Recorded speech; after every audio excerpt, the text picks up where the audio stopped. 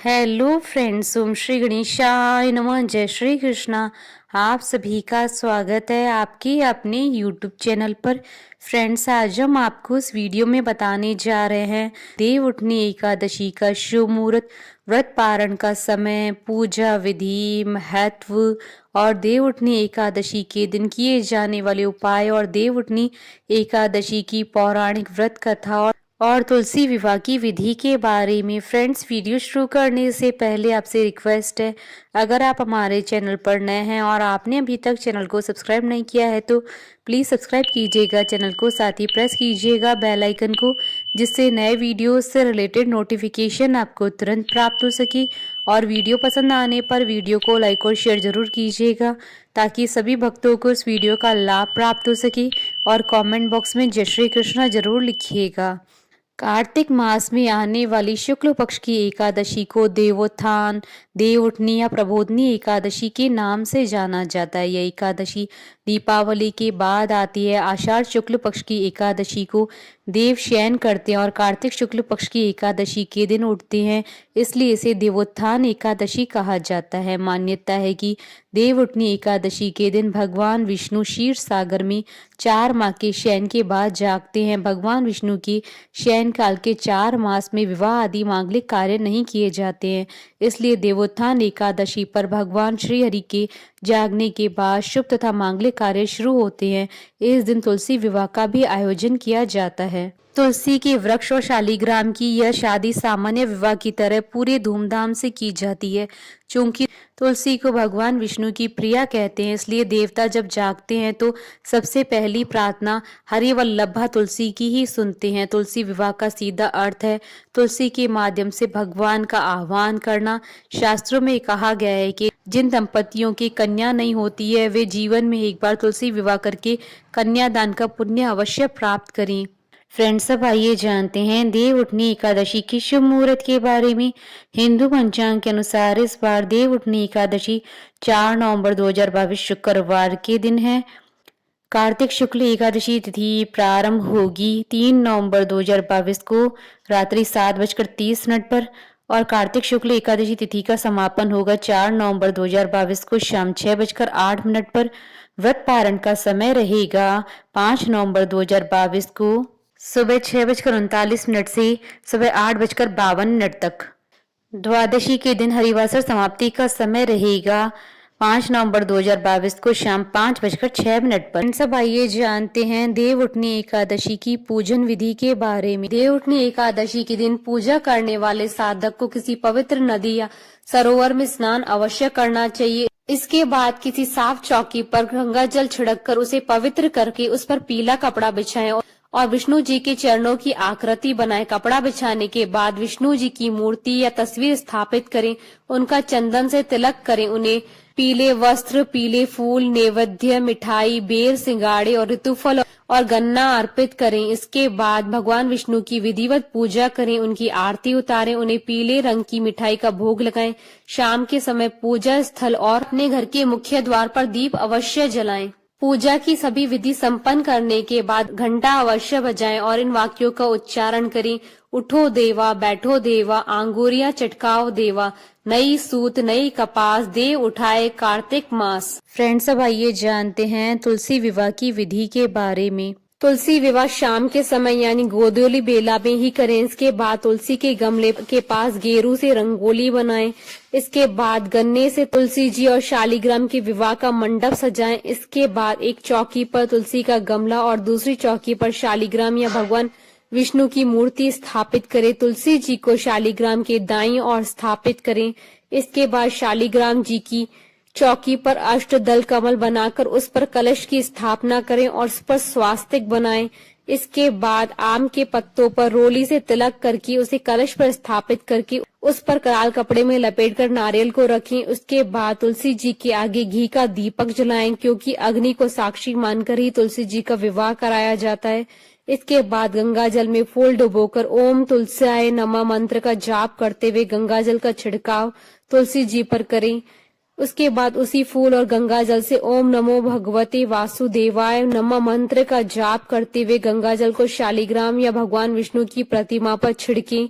इसके बाद तुलसी जी को रोली और शालिग्राम जी को चंदन का तिलक करें। इसके बाद दूध में हल्दी डालकर तुलसी जी और शालिग्राम को लगाएं। इसके बाद शालिग्राम भगवान पर तुलसी की मंजरी चढ़ाएं। उसके बाद तुलसी जी को लाल चुनरी अर्पित करें, फिर उन्हें लाल चूड़ी पहनाएं और स्वाद का सभी सामान थोड़ा थोड़ा लगाएं। इसके बाद शालिग्राम जी को पंचामृत से स्नान कराएं, उन्हें पीला कपड़ा अर्पित करें। इसके बाद कलश पर फूल चढ़ाएं, फिर माता तुलसी और शालिग्राम जी पर भी फूल चढ़ाएं।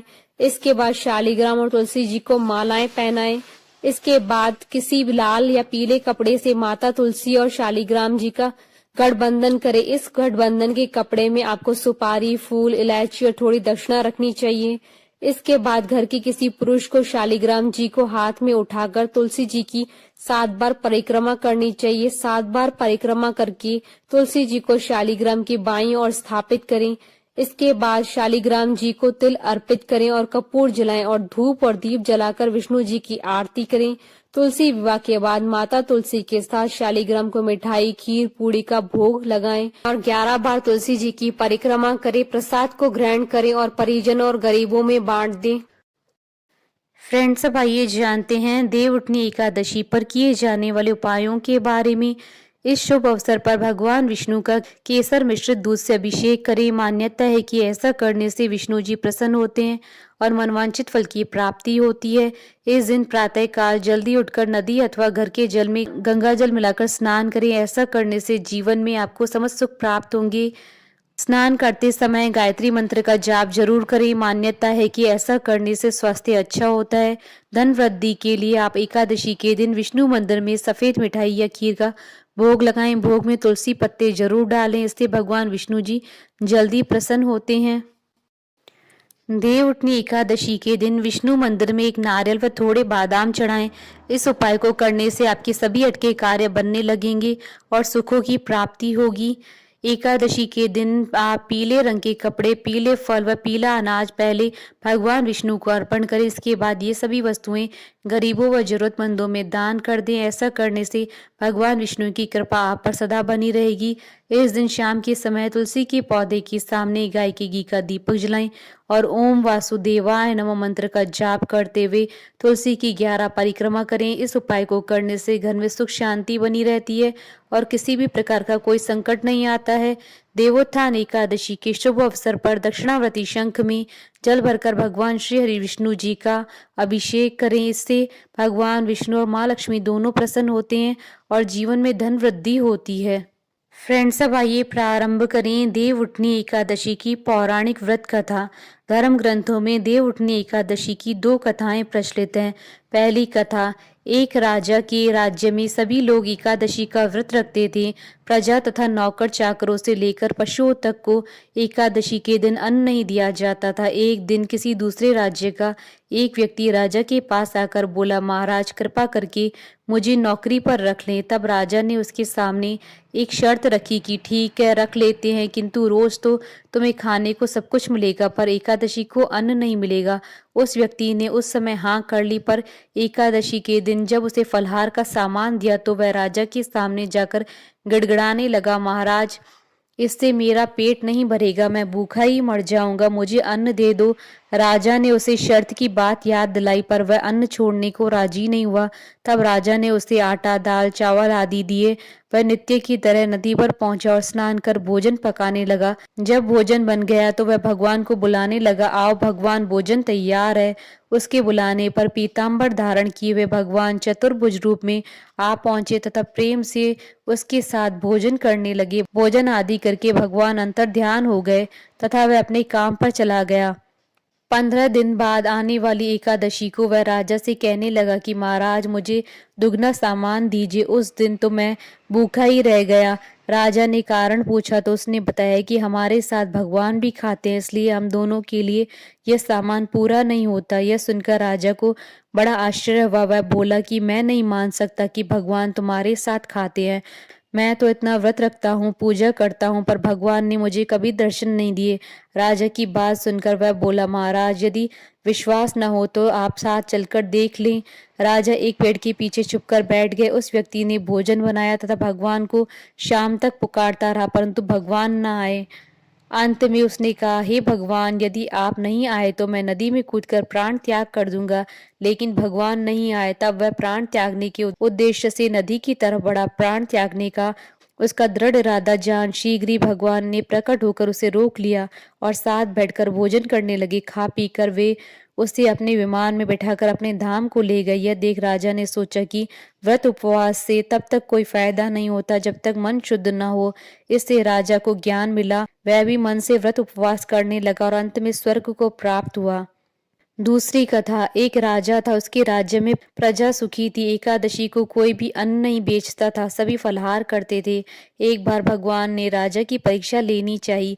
भगवान ने एक सुंदरी का रूप धारण किया तथा सड़क पर बैठ गए। तभी राजा उधर से निकला और सुंदरी को देख चकित रह गया। उसने पूछा, हे सुंदरी, तुम कौन और इस तरह यहाँ क्यों बैठी हो? तब सुंदर स्त्री बने भगवान बोले, मैं निराश्रता हूँ, नगर में मेरा कोई जान पहचान का नहीं है, किससे सहायता मांगू? राजा उसके रूप पर मोहित हो गया था।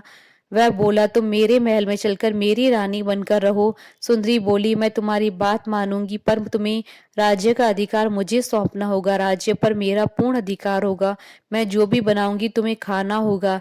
राजा उसके रूप पर मोहित था, अतः उसकी सभी शर्तें स्वीकार कर ली। अगले दिन एकादशी थी। रानी ने हुक्म दिया कि बाजारों में अन्य दिनों की तरह अन्न बेचा जाए। उसने घर में मांस मछली आदि पकवा तथा परोसकर राजा से खाने के लिए कहा। यह देखकर राजा बोला, रानी, आज एकादशी है, मैं तो केवल फलाहार ही करूंगा। तब रानी ने शर्त की याद दिलाई और बोली, या तो खाना खाओ, नहीं तो मैं बड़े राजकुमार का सिर काट दूंगी। राजा ने अपनी स्थिति बड़ी रानी से कही तो बड़ी रानी बोली, महाराज, धर्म न छोड़ें, बड़े राजकुमार का सिर दे दे। पुत्र तो फिर मिल जाएगा, पर धर्म नहीं मिलेगा। इसी दौरान बड़ा राजकुमार खेलकर आ गया। माँ की आंखों में आंसू देखकर वह रोने का कारण पूछने लगा तो माँ ने उसे सारी वस्तु स्थिति बता दी। तब वह बोला, मैं सिर देने को तैयार हूँ, पिताजी के धर्म की रक्षा होगी, जरूर होगी। राजा दुखी मन से राजकुमार का सिर देने को तैयार हुआ तो रानी के रूप से भगवान विष्णु ने प्रकट होकर असली बात बताई। राजन, तुम इस कठिन परीक्षा में पास हुए। भगवान ने प्रसन्न मन से राजा से वर मांगने को कहा तो राजा बोला, आपका दिया हुआ सब कुछ है, हमारा उद्धार करे। उसी समय वहां एक विमान उतरा। राजा ने अपना राज्य पुत्र को सौंप दिया और विमान में बैठकर परम धाम को चला गया। बोलिए भगवान विष्णु जी की जय, सनातन धर्म की जय। हमारे साथ इस वीडियो में अंत तक बने रहने के लिए आपका धन्यवाद। ओम श्री गणेशाय नमः। जय श्री कृष्णा।